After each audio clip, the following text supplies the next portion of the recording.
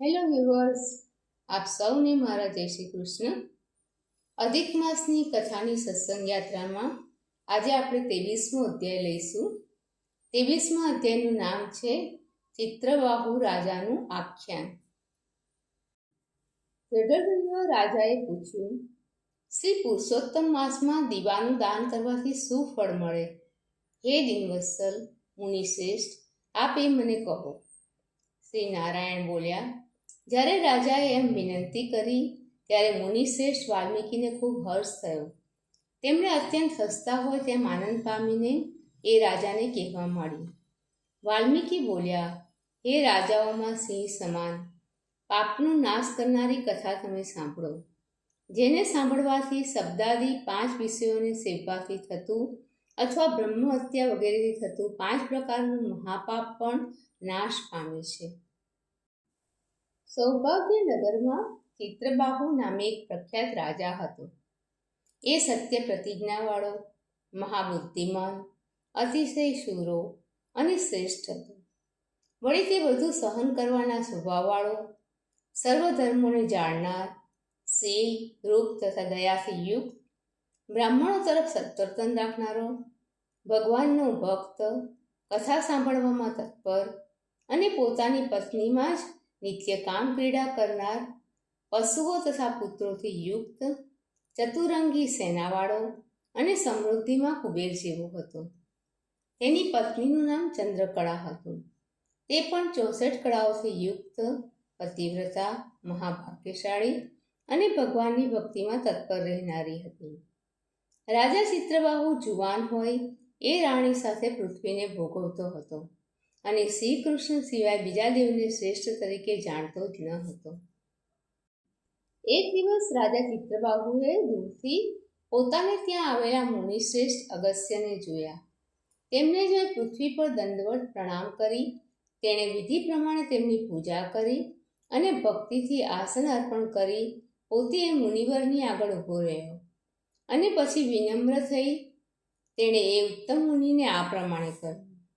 રાજા ચિત્રબાહુ બોલ્યો, આજે મારો જન્મ સફળ થયો છે. આજનો મારો દિવસ સફળ થયો છે. આજે મારું રાજ્ય સફળ થયું છે અને આજે મારું ઘર પણ સફળ થયું છે. કારણ કે શ્રી કૃષ્ણના સેવક આપ આજે મારે ઘરે પધાર્યા છો. આપે મને દર્શન દીધા, તેથી હું પાપોના સમૂહથી છૂટી ગયો છું. હાથી, ઘોડા તથા રથો સહિત મારું રાજ્ય હું આપને અર્પણ કરું છું. હે મુનિશ્રેષ્ઠ, આપ વિષ્ણુ ભક્ત વૈષ્ણવ છો, તેથી મારે તમને જે ન આપી શકાય તેવું કંઈ છે જ નહીં. વૈષ્ણવ બ્રાહ્મણને મેરુ પર્વત જેટલું કંઈ આપ્યું હોય તે પણ અતિશય ઓછું ગણાય છે. જે મનુષ્ય જે દિવસે એક કોળી જેટલું પણ શાક અથવા અનાજ વૈષ્ણવ બ્રાહ્મણને આપતો નથી તેનો તે દિવસ નિષ્ફળ જાય છે, એમ વેદ પારંગત વિદ્વાનો કહે છે. જે કોઈ બ્રાહ્મણ, ક્ષત્રિય અથવા વૈશ્ય વિષ્ણુ ભગવાનના ભક્તો છે તેઓ સર્વે પૂજ્ય છે. માટે તેઓનું મન, વચન તથા કર્મથી અવશ્ય સન્માન કરવું જોઈએ, એમ મને ગર્ગાચાર્ય, ગૌતમ તથા સુમંતુ ઋષિએ કહ્યું છે. તારાઓની પ્રભા ત્યાં સુધી જ પ્રકાશે છે કે જ્યાં સુધી સૂર્ય ઉગતો નથી. તે જ પ્રમાણે બીજા બ્રાહ્મણ, ક્ષત્રિય કે વૈશ્યો ત્યાં સુધી શોભે છે અથવા યોગ્ય ગણાય છે કે જ્યાં સુધી વૈષ્ણવ બ્રાહ્મણ આવ્યો હોતો નથી. અગસ્ત્ય બોલ્યા, હે મહાભાગ્યશાળી ચિત્રબાહુ, હાલમાં તું ધન્યવાદને પાત્ર છે, તેમજ આ સર્વ પ્રજાઓ પણ ધન્યવાદને પાત્ર છે કે જેઓનું તું વૈષ્ણવ રાજા રક્ષણ કરે છે. જે દેશનો રાજા વૈષ્ણવ ન હોય તે દેશમાં રહેવું યોગ્ય નથી. નિર્જન જંગલમાં રહેવું સારું, પણ જે રાજા વિષ્ણુ ભક્ત ન હોય તેના દેશમાં રહેવું સારું નથી. જેમ આંખ વિનાનું શરીર, પતિ વિનાની પ્રિયા અને નિરક્ષર બ્રાહ્મણ શોભતા નથી, તે જ પ્રમાણે વૈષ્ણવ રાજા વિનાનો દેશ શોભતો નથી. જેમ દાંત વિનાનો હાથી, પાંખ વિનાનું પક્ષી અને દસમથી યુક્ત બારસ નકામા છે, તેમ વૈષ્ણવ રાજા વિનાનો દેશ નકામો છે. જેમ દર્ભ વિનાની સંધ્યા, તલ વિનાનું તર્પણ તથા આજીવિકા માટેની દેવ સેવા વ્યર્થ છે, તેમ વૈષ્ણવ રાજા વિનાનો દેશ વ્યર્થ છે. જેમ કેસવાળી વિધવા સ્ત્રી, સ્નાન વિનાનું વ્રત અને બ્રાહ્મણી સાથે વ્યભિચાર કરતો શુદ્ર અધમ છે.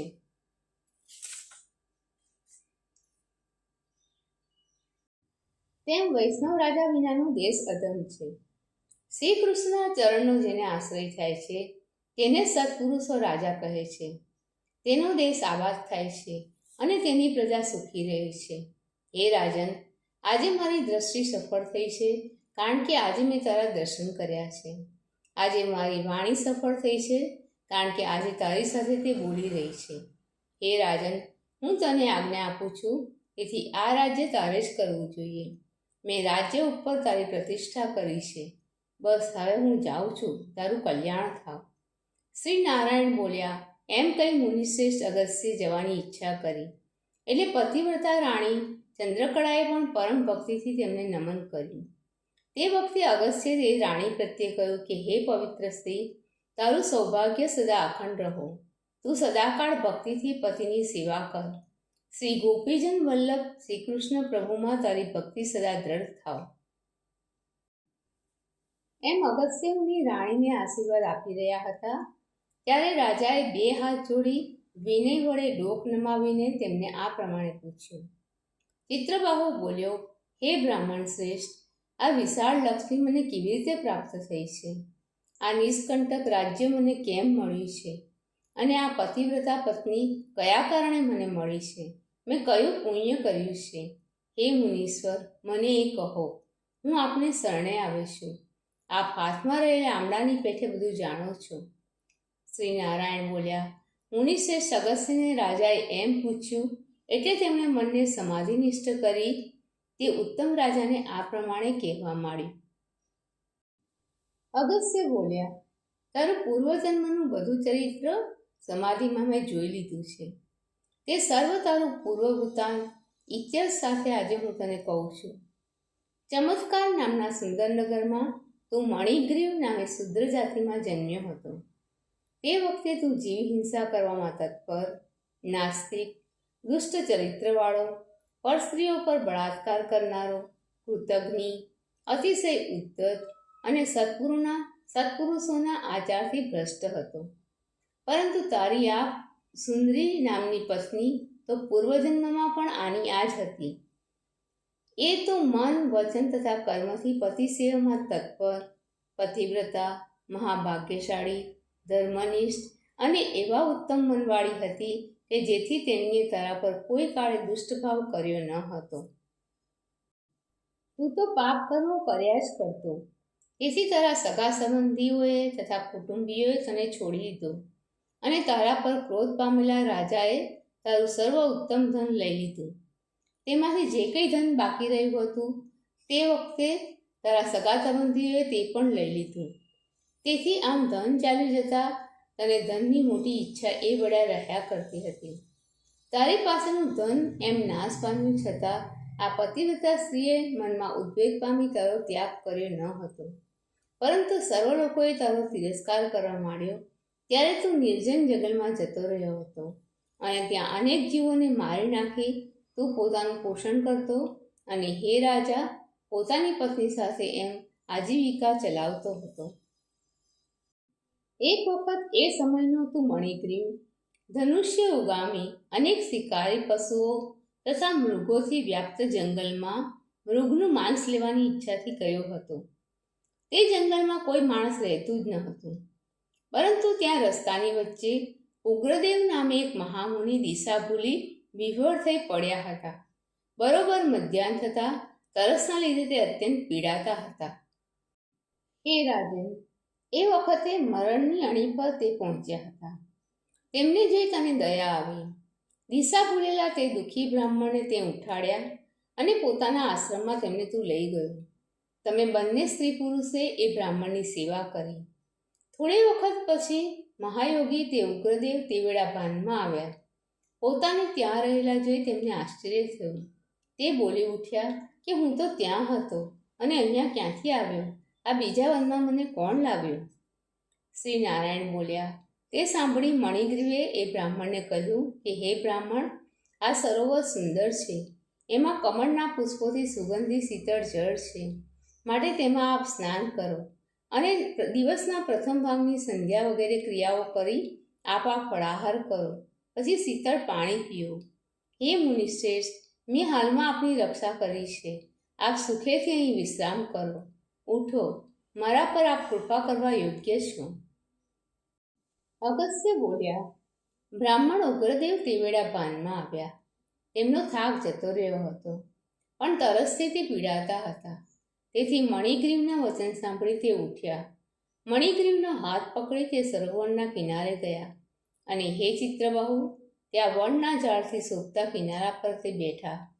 વડની છાયાનો આશ્રય લઈ ક્ષણવાર તેમણે વિસામો લીધો અને પછી સ્નાન તથા નિત્યવિધિ કરીને તેમણે વાસુદેવ ભગવાનની પૂજા કરી. તે પછી દેવો તથા પિતૃઓનું તર્પણ કરી અતિ શીતળ પાણી પીધું અને તરત જ પાછા તે વડના મૂળ પાસે તે ઉગ્રદેવ બેઠા. તે વેળા પત્ની સહિત મણિગ્રીવે તે શ્રેષ્ઠ મુનિને નમન કર્યું અને તેમનો અતિથિ સત્કાર કરવા આતુર થઈ વિનયપૂર્વક આ પ્રમાણે કહ્યું. મણિગ્રીવ બોલ્યો કે હે બ્રાહ્મણ, અમને તારવા માટે આપ મારા આશ્રમમાં આજે પધાર્યા છો. આપના દર્શનથી જ મારા પાપ નાશ પામ્યા છે. એમ કહી મણિગ્રીવે હર્ષયુક્ત થઈ પોતાની પત્નીને કહ્યું કે હે સુંદરી, જે પાકા ને સ્વાદિષ્ટ આંબાના ફળ હોય તેને તું જલ્દી લાવ, ઢીલ ન કર. તેમજ હે સુંદર મુખવાળી, બીજા જે કંઈ કંદમૂળ વગેરે હોય તેને પણ તું લઈ આવ. પોતાના પતિનું વચન સાંભળી તે સુંદર સ્ત્રીએ ફળો લાવી અને કંદમૂળ વગેરે લાવીને પણ તે બ્રાહ્મણની આગળ હર્ષથી મૂક્યા. પછી મણિગ્રીવે ફરીથી એ શ્રેષ્ઠ મુનિને કહ્યું કે હે બ્રાહ્મણ, આ ફળોનો આપ સ્વીકાર કરો અને અમને બંને સ્ત્રી પુરુષને આપ કૃતાર્થ કરો. ઉગ્રદેવ બોલ્યા, હું તને ઓળખતો નથી, માટે તું મને કહે કે તું કોણ છે, કારણ કે સમજુ બ્રાહ્મણે અજાણ્યા માણસનું કંઈ ખાવું ન જોઈએ. મણિગ્રીવ બોલ્યો, હે ઉત્તમ બ્રાહ્મણ, હું મણિગ્રીવ નામે શૂદ્ર છું. મારા સગા સંબંધીઓએ, કુટુંબીઓએ તથા નાતીલાઓએ મારો ત્યાગ કર્યો છે. તે શૂદ્રનું એ વચન સાંભળી ઉગ્રદેવ મનમાં પ્રસન્ન થયા. પછી તેમણે ફળાહાર કર્યો અને પાણી પીધું. તે પછી એ બ્રાહ્મણ જ્યારે સુખેથી બેઠા ત્યારે તેમના ચરણકમળને પોતાના ખોળામાં લઈ વારંવાર પગચંપી કરતા મણિગ્રીવે તેમને આ વચન કહ્યું. મણિગ્રીવ બોલ્યો કે હે મુનિશ્રેષ્ઠ, આપને કઈ તરફ જવું છે? આ જંગલ નિર્જન, નિર્જલ તથા હિંસક પ્રાણીઓથી વ્યાપ્ત હોય દુષ્ટ છે, તેમાં આપ ક્યાંથી આવી ચડ્યા? ઉગ્રદેવ બોલ્યા, હે મહાભાગ્યશાળી, હું બ્રાહ્મણ છું, પ્રયાગ તરફ જવા ઈચ્છું છું. હમણાં અજાણ્યા માર્ગે આ ભયંકર જંગલમાં આવી ચડ્યો છું. તેમાં હું થાકી ગયો હતો અને તરસથી ઘેરાઈ જઈ ક્ષણવારમાં મરી જવાનો જ હતો. એટલામાં તે મને જીવતદાન આપ્યું. માટે બોલ, હું તને શું આપું? તમે બંને સ્ત્રી પુરુષે કયા દુઃખના લીધે જંગલનો આશ્રય કર્યો છે? હે મણિગ્રીવ, તારું દુઃખ તું મને કહે, હું તારું એ દુઃખ દૂર કરીશ. અગસ્ત્ય બોલ્યા. પોતાની પત્ની સમક્ષ એ પ્રમાણે ઉગ્રદેવનું સુંદર વચન સાંભળી મણિગ્રીવને દારિદ્ર્યરૂપ સમુદ્રને તરી જવાની ઈચ્છા થઈ. તેણે એ મુનીશ્વરને વિનવીને પોતાના કર્મોના ઉગ્ર પરિણામરૂપ પોતાનું વૃત્તાંત કહેવા માંડ્યું. ઇતિ શ્રી બૃહન્નારદીય પુરાણ વિશેના પુરુષોત્તમ મહાત્મ્યમાં ચિત્રબાહુ રાજાનું આખ્યાન નામનો 23મો અધ્યાય સમાપ્ત. દર્શક મિત્રો, આપ સૌને મારા જય શ્રી કૃષ્ણ. કાલે ફરીથી મળીએ અધિક માસની કથાની સત્સંગ યાત્રામાં એક નવા અધ્યાય સાથે.